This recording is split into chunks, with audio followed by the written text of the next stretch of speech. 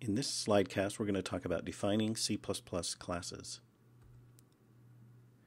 Now, a class can be thought of as a template for specifying or creating objects.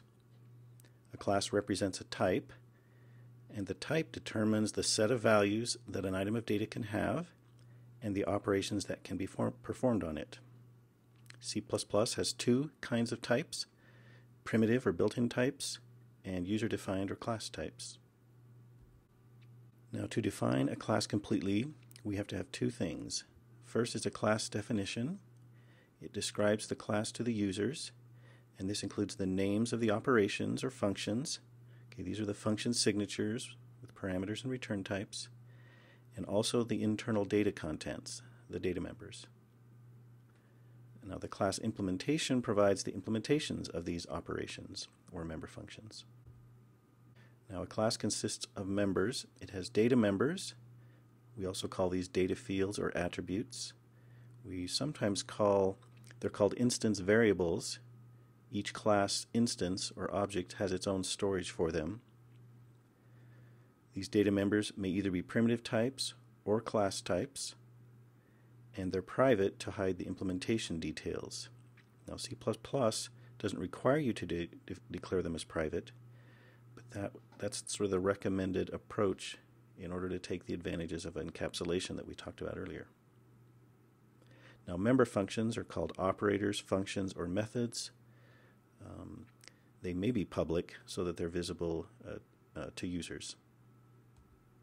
Now, there's a clock class in our textbook. It describes a group of objects. Each of these represent a time using a 12-hour clock. Now, here's some operations that are declared. These are the member functions for this clock class. We want to set the time, determine the values of hours, minutes, and seconds, and advance the clock by 1 second. Here's the class definition in the header file clock.h. So the header file consists only the member function declarations, which has the names and parameters.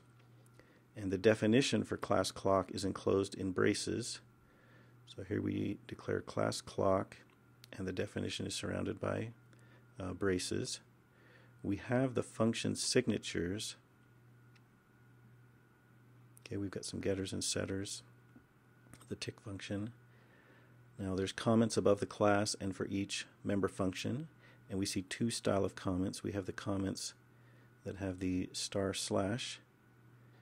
and then we also have just a // is a way we can comment a single line. Now, there's preprocessor directives to prevent multiple definitions of the identifiers in the header file. You should have seen this convention in 142. We have a preprocessor directive that the first time the compiler processes this definition, it's going to check to see if this clock_h_ symbol is defined, and if it isn't defined, then it's going to define it and include this definition. And that will help the compiler only process this once. So any preprocessor directive identifier may be used. The convention is if we have a clock.h file, then the identifier will be in caps clock_h_. C++ doesn't require that. That's just a convention that makes your code more readable. Now, the keywords public and private are known as access specifiers. So members in the public part of the class can be accessed by any other class. The private parts can only be accessed directly within class clock. Now, information hiding doesn't mean that the client programmer, the human, cannot see this information in the private declarations. So the client programmer can go look at the source code and can see those definitions, but it's not directly accessible to other classes that programmer writes. Now, we have two choices for storing time in our clock.class objects. We could provide a separate data field for hours, minutes, and seconds, or we could provide a single data field and count the number of seconds since midnight, and our choice it'll make a difference of how we implement these member functions. So we'll choose the first one to have hours, minutes, and seconds. And after the keyword private in our clock.h file, we'll declare the instance variables in this manner. And here's some comments to describe them. And they'll be of type integer, the built-in type. Okay, here's a general syntax for the class definition. So the form is we have a class name followed by the public member declarations, and then the keyword private followed by member declarations. There could be multiple public and private regions. Generally, we locate them all together.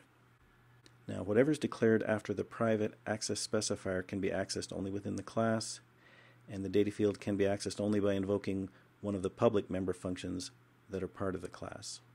Okay, that's the only way that those who want to access this class from other classes can access it. It has to be through the public methods. And the reason we do this is to control access to an object's data, to prevent improper use and processing of an object's data, and to give the implementer flexibility to change how this private data is represented without impacting other programs that use the class. Now, some of these member functions you may have noticed, the get hours, get minutes, get seconds, these getter methods are declared as const. There's that optional keyword const. It tells the users and the compiler that these functions are not going to modify the object on which they operate.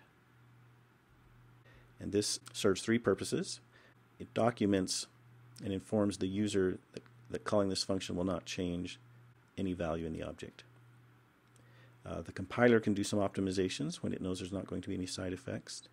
And the compiler can flag an error if later on any programmer comes and modifies this method and makes a side effect. So that this could perhaps catch something inadvertent, or it'll make the programmers who make changes in the future carefully consider if this is something they want to do, and then they'd have to remove this const keyword. Now, in our implementation, in our .cpp file, the member function definitions are the same as these functions in the .h file, except we include the name of the class in front of the function name. And here's the syntax for member function definitions. We have the return type, followed by the class name, : the function name. Then the list of parameters, and we could have no parameters, or it's a variable number of parameters. There's a const, that's this optional keyword. Remember, const implies or signifies that there are no side effects when it's present. And then the body contained in braces. And here's an example of this get hours, this getter method for clocks. Now, one point is, if in the header file we include this const keyword, then in the implementation file, the CPP file, it also must be present, or the compiler will throw an error. Now, usually all of the member function definitions of a class are grouped in the single CPP file, and the source file must begin with a line that includes the header file. So our clock.cpp file includes clock.h in surrounded by quotes. Angle brackets are reserved for the system-defined classes. And here's our implementation file for clock.h. We can see this get hours method here in blue. And this gives you the implementation of the other methods. And then here's a program to test the clock class. So it also includes clock.h, and now it can declare some variables of that type and call some, here's a set clock method. It will tick for seconds and then output the time. So if we start with this initial time, then the output time will show it 4 seconds later. Okay, now we'll talk about a class person. So a person object might store the following data: a given name, family name, ID, number, year of birth. And here's the following operations we might perform on that person object. We could calculate the age, test whether two person objects refer to the same person, check voting age, senior citizen status, call getters and setters to get the values or set the values of data fields in a person object. All right, here's some more examples of UML. What's here on the left, we have a person class, And then this list, in this section, we have the private data members, and we have the operations. So class name, instance variables, functions. And here we represent two instances of this person class. So here's a person, maybe a variable name author1, and here are the values of its data members. Here's another instance, author2, and the value of its data members. So it's very important that you understand kind of the distinction of what's on the left versus the right. This is the left-hand side has the class definition. This is a single definition, describes all persons. And this on the right are two instances of that person class. And these instances occur at runtime when we instantiate a person object and give it some actual values. So an analogy I like to think of in the real world is I like to think of architecture and blueprints. So an architect comes along and creates a blueprint for a kind of house. And he makes one specification of that, just like a class definition. And then the builders can come along and take those blueprints and build multiple instances of that house. And maybe that house, maybe there'll be some variations, maybe the color and some other variations on the exact contents of the house, but it's still following that blueprint idea. So take time to carefully understand the difference between the class definition, classes, and instances of the class. Now we'll look at the definition of the class person. So this is a .h file. Notice that it includes the system string and IOStream classes. Now the first thing we see are two constructors. And constructors are, one of these are going to be invoked when we first instantiate, declare an instance variable in our program of type person, or we create an instance using the C++ new operator. Here are some other member functions. Here's some setters. One thing you'll notice in this case, the actual implementation of these setters is right here in the .h file. A lot of times these are short, simple statements. They're included right here. We'll say more about that later. We set the birth year. Notice here we have a get given name, and it returns a string. And we'll say something about this in a minute, but notice that we kind of fully qualify this string class and say that we're using the string definition from the standard library. Here are some getter methods where the implementation is actually included. Notice here we finally get to some other functions, is senior, and just the definition is here, followed by a semicolon. There is the implementation isn't here, and that will be included in the person.cpp file. Here's another definition. Notice this keyword friend, and again we're using the standard library's OStream class. We'll talk about friend here in a minute. Following the public items, we've got this private. Here are the data members, and here's a couple of constants, voting age and senior age, and notice this keyword static followed by const. So a static const. This means that this is a constant. By convention, the name is in uppercase, and this means this vote age will be set to 18 and it won't change.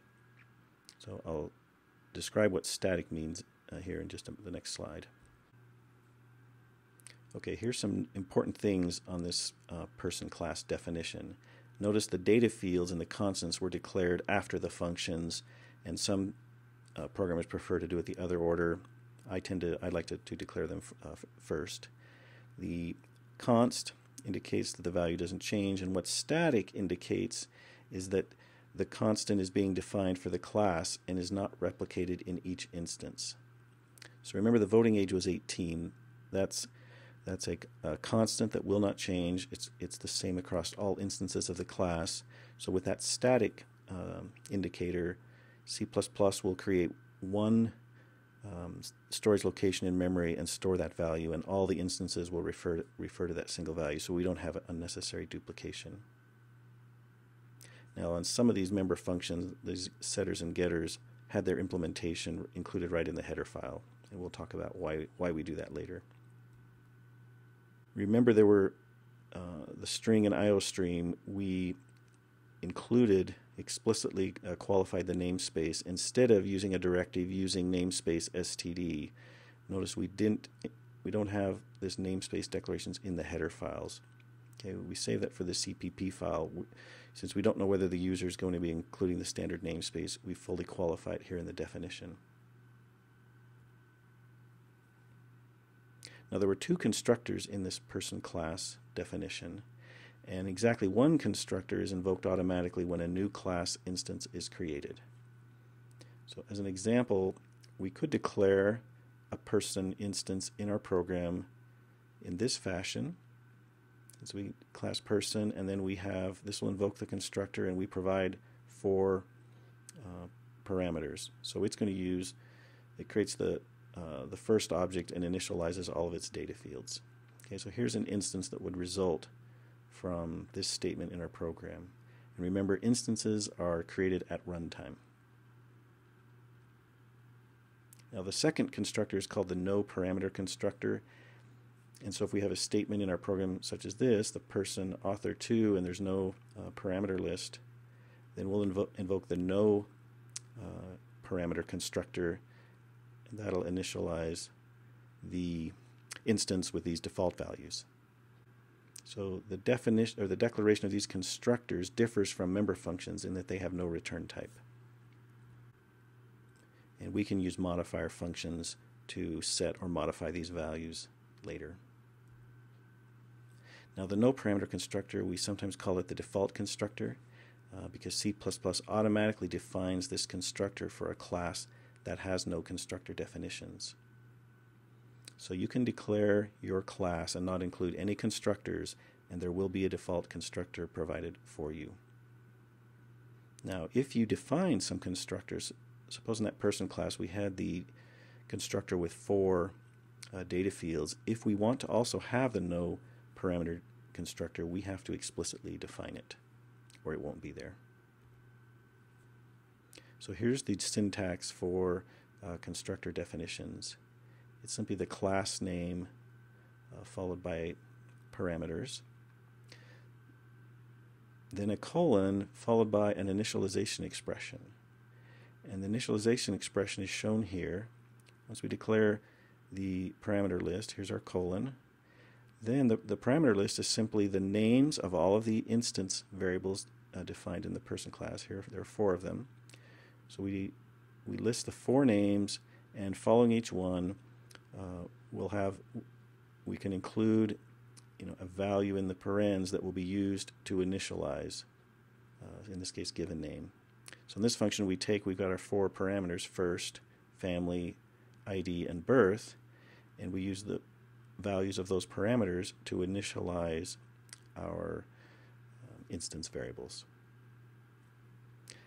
So this first one is the 4 parameter constructor. Here's our default constructor, or it's the no parameter constructor, and here we can give it default values. So we've chosen to just initialize these first 3 with the empty string, and then the birth here is initialized to 1900. Now, since these data fields have private visibility, we need to provide public member functions to access them. So to retrieve the value, we use a getter method. The convention is it should start with the word get and end with the name of the data field, such as this example. C++ doesn't require it, but this is a good convention to follow so that people can understand your code. And to update a class, we need a setter method or mutator, and we can use the keyword set followed by the name of the data field. Now, in our person example, each data field has an accessor, and all the data fields have a modifier except for ID number. It may not be appropriate to allow the program to modify a person's ID. So we might like to have the ID number return maybe only a portion of the value, maybe the last 4 digits, so that this kind of mimics the Social Security numbers here in the United States. Now, modifier member functions are of type void because they're executed for their side effect rather than to return data. Now, the accessor function for the data field given name is given here, and its return type is std : string because it returns a copy of the string object given name. And the const in the function declaration indicates the function doesn't change the value of the object on which it is called.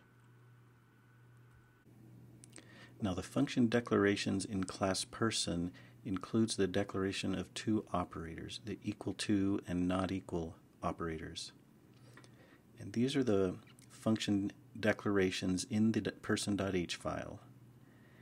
And they look like regular function definitions that we normally see. Here's a return type Boolean.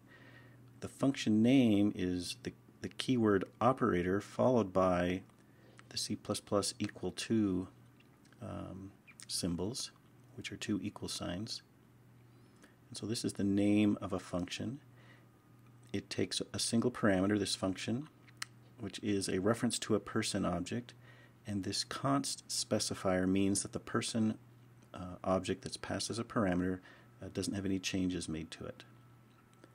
And then finally we have this const specifier here. This const refers to the function and says that the person object on which this function is invoked will not have any changes made to it. So we've got two occurrences of const, and this one refers to the person object that's passed in as a parameter. This refers to a person object upon which we invoke the equal to operator. And then we similarly for this not equals operator. So when we declare operators this way in C++, we now can write Boolean expressions just as we do for primitive types. For instance, when we want to compare two integer variables, we now can compare two person variables, two instances of class person, using the equal to operator or the not equal operator. So author1 and author2 are instances of the person class, and this is known as operator overloading. So this insertion operator is used to output data to an output stream such as cout. C++ does operator overloading of the left shift operator. And so this class OStream has several overloaded member functions that take primitive types as parameters. So to output a class type, we must define this operator for that class. So to define this operator, we must declare a standalone function in the class definition. And in this person class, remember we had this function that was prefixed with the keyword friend. So the first parameter is the left-hand operand, and the second is the right-hand operand. So if what we'd like to do is have the cout stream, and we'd like to output the contents of author1 to that output stream.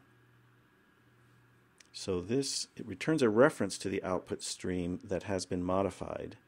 And because it's a standalone function, it's not a member of either class OStream or class person. So we declare it the function friend, which gives it the same rights as a member function, so it can access the private members of the class. So now here's the implementation file for the person class. The operations that we didn't fully implement in our .h file are implemented here. So we have our age function. Here's our canVote function highlighted. It takes a year as a parameter. It calls the age operator to get the age of the person, assigns that to the age, and then it returns the result of comparing the ages if the age is greater than or equal to the voting age. If that evaluates to true, then the canVote function returns true. Otherwise, it returns false. Now here we see, here's the implementation of the overloaded equal to operator, and here's the implementation of the overloaded not equal operator. We'll discuss these details here in a moment. And finally, here's the implementation of overloading the insertion operator so that we can output the contents of a person object. And notice, because this was a friend class, we can access the private member variables of this person object. and this output stream returns a reference to an output stream as the return value. So here's that canVote function that we looked at earlier, and the variable the age is a local variable. Its scope, it gets instantiated on the stack, on the runtime stack, when this method executes, and then its scope, it goes away when this function returns. So we could have also written this function without that local variable by simply invoking the function age on the left-hand side of the comparison operator. Now, to implement the comparison operators, we get to define what that means to do these comparisons. And we're going to assume that two persons are the same if they have the same ID number. So that's how we're going to define our overloaded equal to operator. So we talked about the kind of the function signature in the .h file earlier, and here's the body that's in the implementation. And it's very simple. We compare the ID number of the person instance on the left with the ID number of the person on the right. The one on the right-hand side is passed in as a single parameter, and the one on the left-hand side becomes the instance upon which we invoke the equal to operator.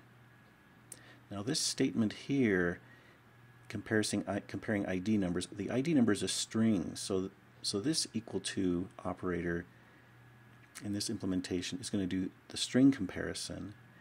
That's going to result in a Boolean result, and the result of that is returned as the result of our equal to operator defined on the person instances. Now, to implement the not equal operator, we return the opposite of what the equal to operator for persons returns. So here's our implementation of the not equal operator for class person, and this returns the not of star this compared to the person object that was passed in as a parameter.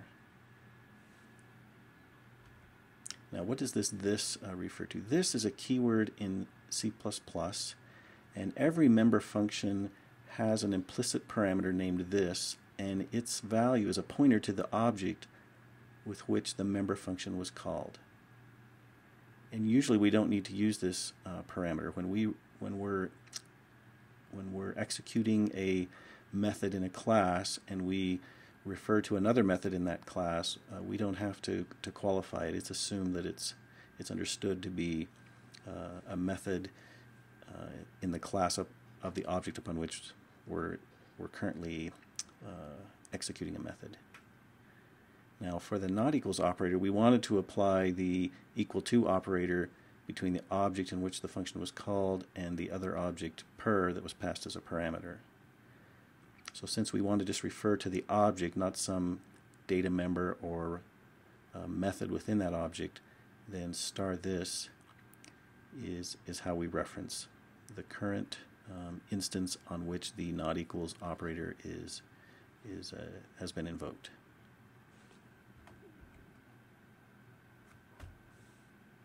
So this is how this implementation we just showed you. There's another way we could have written it. So when we overloaded the equal to operator, C++ gives us this shorthand.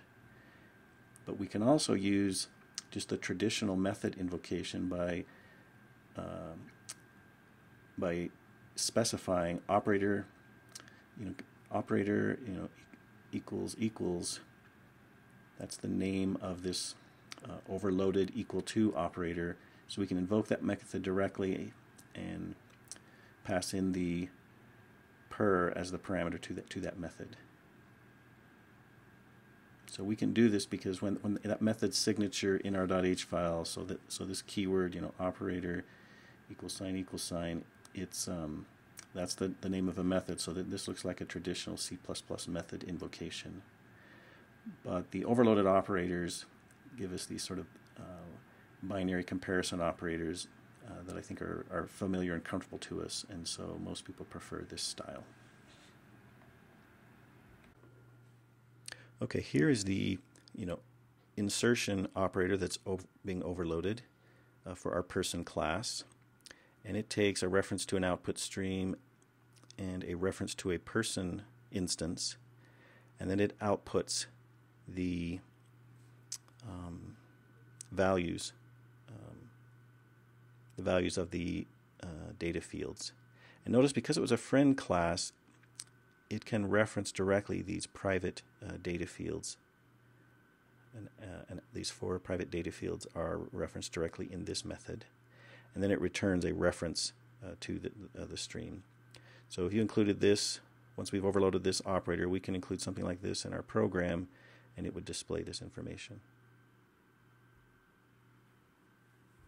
Now, to test this person class, we could write a C++ application program that has a main function, and then this main function could create instances of the person and then display the results of applying the class functions. So a main function that's written to do this kind of testing is called a driver program. And you will want to write driver programs in some of the labs you do this semester. And in many times, a driver program is going to be part of the requirements for you to pass this off to the TA. There might be cases where we'll give you a driver program, or we'll give you the directions of how to construct a driver program. Other times, we may want you to do the driver program, and part of the test will be to see if you can identify all the test cases to thoroughly test your program. Now, a test that demonstrates that certain requirements of a particular class are met, we call that a unit test.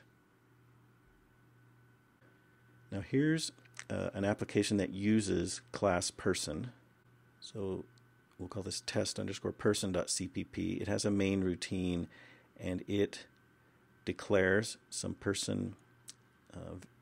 variables of type person, and we'll call the constructor to create them. We'll call that overloaded insertion operator to output the values of those, and then we invoke some different getters and setters. Here's an example of a driver program to test the person class. And here's the results of running this program. So you might stop and go back and look at the code and look at this output and see if you can see how these results were generated.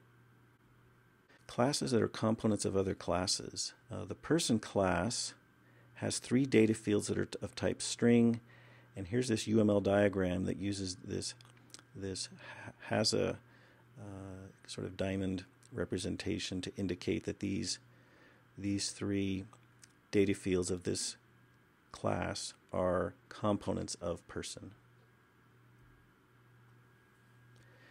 Now, an array and the functions that process it are commonly encapsulated within a class. And if we want the client to specify the array size when the object's created, then we need to define a constructor with the array size as a parameter, and then the constructor will dynamically allocate storage for the new array. And this gives us flexibility so we don't have to determine in advance, a single constant hard-coded size, and we could only have variables of a certain size. This can be sort of dynamically determined at runtime. And here's an example of that. We have a company class that has a constructor, and notice the constructor takes a single parameter size, and then we have num_employees is a data field, and it's an integer, and it's initialized with this size. And then we have an employees field that is an array of person instances. And so we call the new operator. That's how C++ we can dynamically generate an array of persons, and the size is determined at runtime. So we can have, here's the no parameter constructor, and so we can have companies of a default size. Notice our default size is 100 using that static const.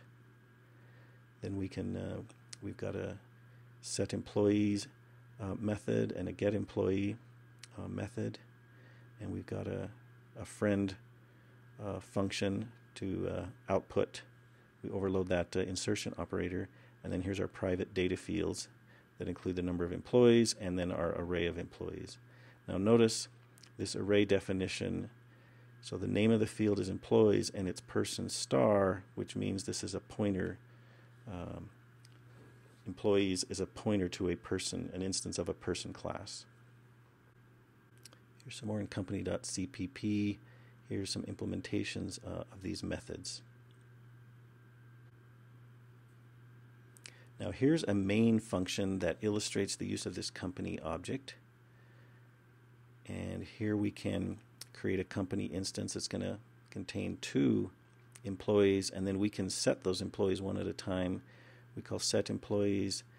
We give the index. This serves as an index into our array of persons. So the first person in the array will be Elliot, and then we'll set employee. The second person in the array will be Paul, and then we can output the value of our company object. Now when we write documentation comments for classes, member functions, and data members, there's a standard format that was originally developed for Java, and Java has a program called JavaDoc that reads a Java program and then writes neatly formatted HTML documentation pages. And if the program contains the documentation comments in a standard form, then it can do some nice indenting and maybe some highlighting. So this format has gained popularity in other programming languages. In C++, there's a tool called Doc++ and Doxygen that can do this formatting for you. You should have encountered this in 142, and it looks for comments with these delimiters, and then lines within these delimiters that begin with some predefined tags called at with the tag name. So here's at parameter. And this is a way to document parameters of the function. So you give the name of the function and its purpose, and you can use one of these tags for every function parameter. You use the @return tag when the function returns a value, and then the first line of the delimited comments appears in the function summary part of the HTML page. So the image on the following slide, this was created by Doxygen for this class person.